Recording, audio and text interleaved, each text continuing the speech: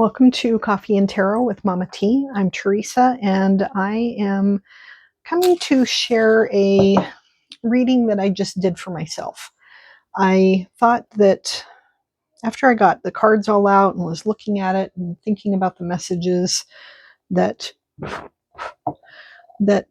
Spirit gave to me, I thought that maybe they would be of benefit to somebody else as well. So I am going to just put the camera up on the top here so I can show you the cards that actually I guess I could just hold them up. That way I can get through this a little bit more quickly. The pendulum message that I got, I was feeling discouraged. Let me tilt this a little bit. I was feeling just a little discouraged about some things. And so sorry for the jiggling here. And I asked Spirit, what do I need to be thinking about? What do I need to know about this situation in order to approach it with a little bit of a better attitude? And the pendulum message that I received was love what you do. And so I asked, for some tarot cards on that and oracle cards.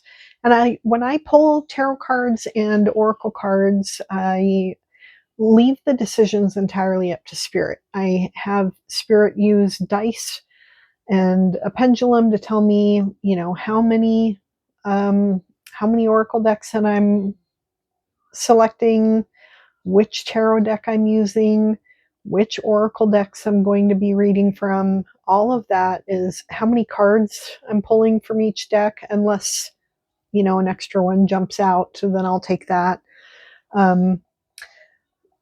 So I just really leave the message up to Spirit, and I just kind of liked what I got today. So I thought I would share that with you. The first thing was that I have this little deck of pink cards that I made myself that I just used paint markers to decorate them with different words. And that was one of the decks that Spirit told me to pull today. And I was supposed to get 3 cards from it. And the 3 cards that came out were organization, intuition, and peace. So these are 3 things that Spirit wants me to focus on right now. Is that I need to, in order to love what I do, and get away from kind of a roller coaster of emotional reactions to things, I need to focus on these 3 things. And so I really appreciated that message from Spirit. Then the next card deck that I was supposed to select from was the Sacred Symbols Oracle. And the card that I got was New Life. This is the number 4 card. And the message on that is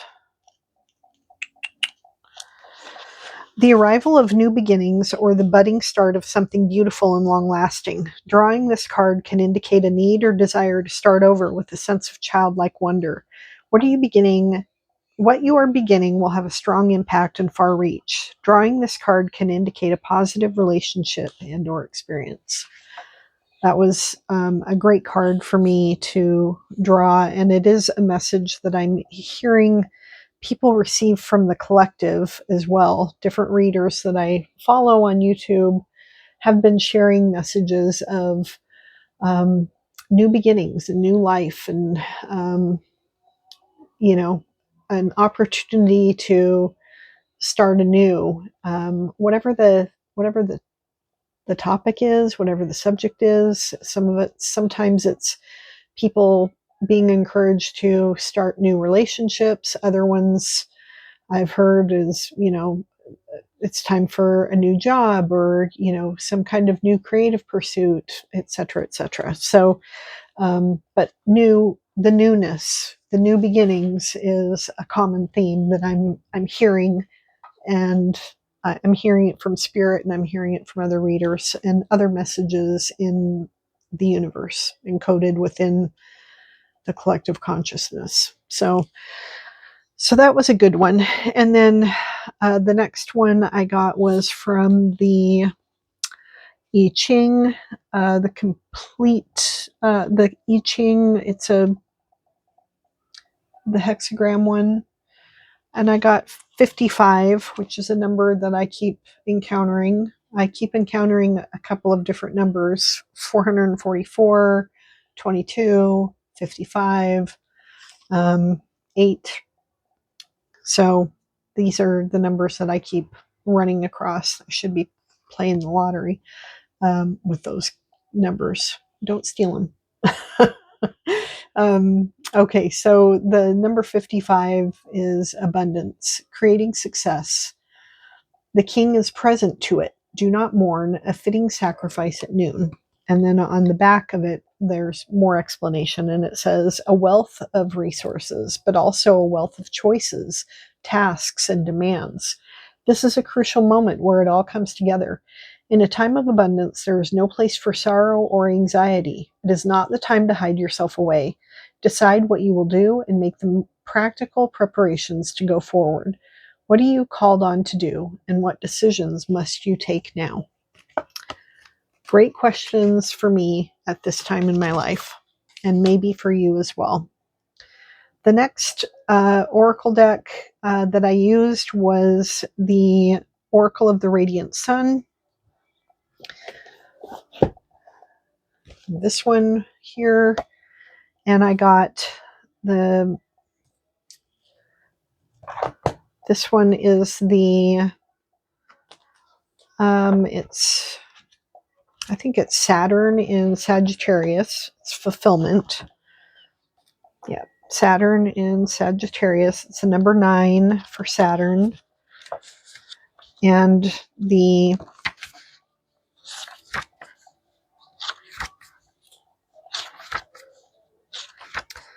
meaning on this card is, let me see here. Usually when this card turns up in a reading, it indicates a successful culmination to an ambition or business venture. This usually has something to do with a contact in a foreign country. Saturn is it's the planet of work and karma and results. It's a taskmaster of the planets, and Sagittarius is a sign. It's a fire sign that loves travel and adventure. So Saturn in Sagittarius, that leads to fulfillment.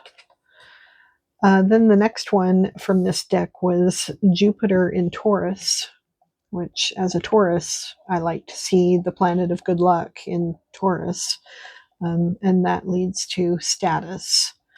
So Jupiter in Taurus means, let's see, it's Mars, Jupiter, it's right here.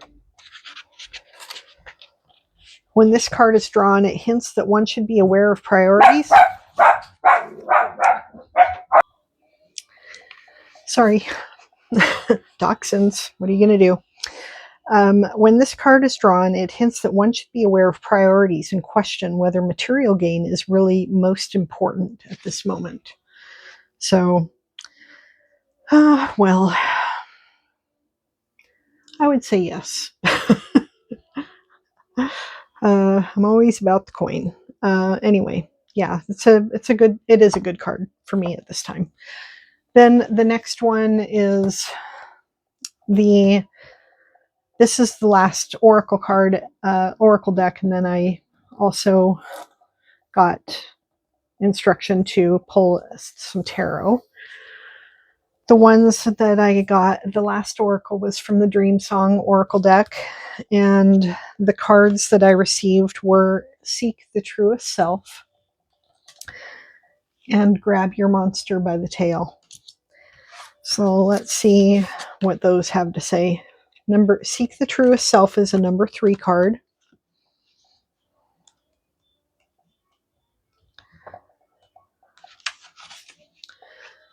Trauma creates a false self. It tricks you into believing your smallness and your unworthiness. It demands that you conform and comply in order to escape pain.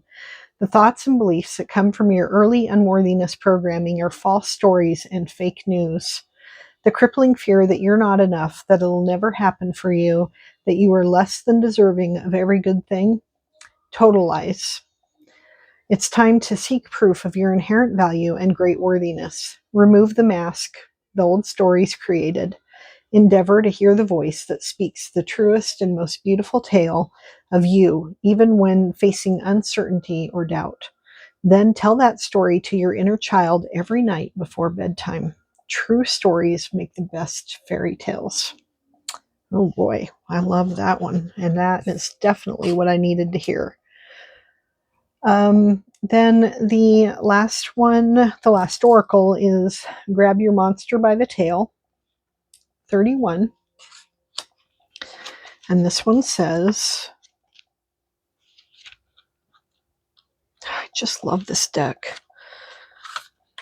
A famous poet once said, perhaps all the dragons in our lives are princesses who are only waiting to see us act just once with beauty and courage.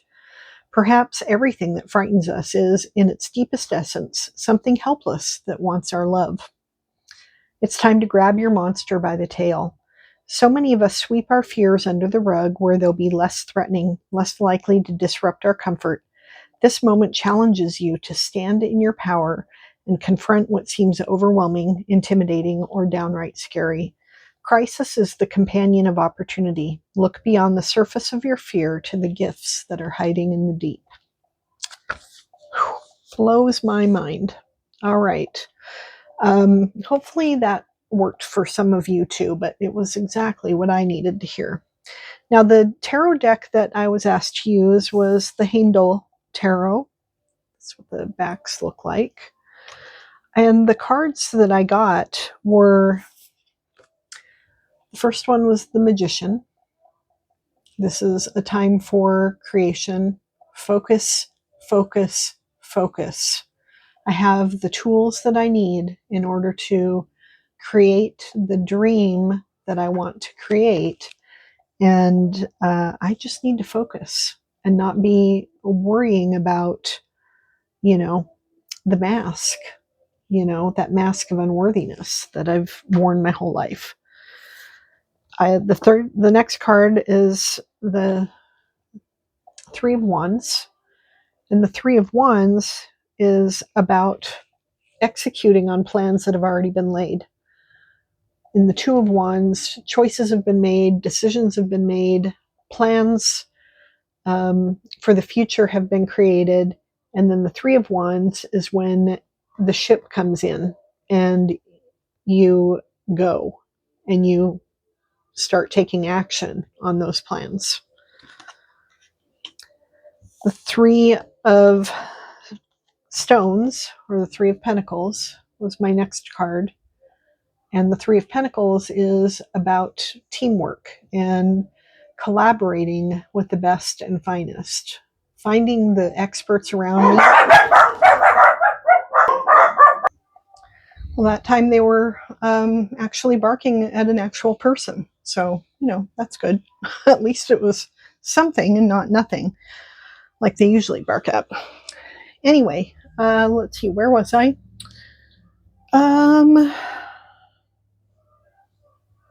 Three of coins, the Three of Stones, Three of Pentacles. This is about, working with and collaborating with the experts and seeking that expertise and trying to collaborate and work together to create something to create something worthy, substantial, effective. Oh my God, those dogs, I swear. Anyway, so that's a good one for me too. Then the last one that I drew is the Wheel of Fortune. So the Wheel of Fortune is it's about changing fates. When luck is changing, it's turning around in my favor. It is always turning. The Wheel of Fortune is always turning, so you should never get used to everything going great. You do have to realize that there's going to be times where you're up and times when you're down. If you know and have faith that things do change, the fates change, just to hang on to that hope. My dogs are playing now. Hey, go play somewhere else. The last card that I got, this was not a card that I drew, but it was underneath. This was at the bottom of the deck, and it's the Five of Wands. This is also a card of collaboration, but it signifies more of a spirit of conflict. It's a harder kind of collaboration. That sense of conflict when you are working with multiple people and everybody has their own ideas of what needs to be done. In my case, I feel like a lot of it is internal conflict, and the conflict that I have to wrestle with, and that I can't just walk away from. I can walk away from. This is a choice. This kind of conflict is always a choice, and you can always walk away from it. It's not the type of conflict or disruption that some of the other cards in the deck signify, where it is not a matter of choice and you just have to deal with the aftermath. In this case, you can just walk away from it. It's just a matter of, can I really? Because I'm a Taurus. I'm so stubborn. And so I think it's what I'm being encouraged to examine, because it was on the bottom of the deck. It's something that is kind of in shadow, something to look at and realize it might be influencing the situation at hand. So there we have it. Those are my cards for the evening. I wanted to just share those with you in case they might help you as well. If you're on the brink of some new project or some new job or some new thing that you're trying to create, and you're having one of those moments of, when you have those moments when you're standing on the edge and you're like, do I just keep going, or do I keep striving, or do I give up? And I was encouraged by this reading to just keep sticking it out. So I hope that helps you. If you like this video, please give it a thumbs up. Give me a comment. That always helps the algorithm. If you are interested in tarot readings, then consider subscribing to my channel, and share this message if you'd like as well with somebody that you may know that also likes this kind of content. And I hope you have a wonderful day and a wonderful weekend ahead, and I will see you in my next video. Bye now.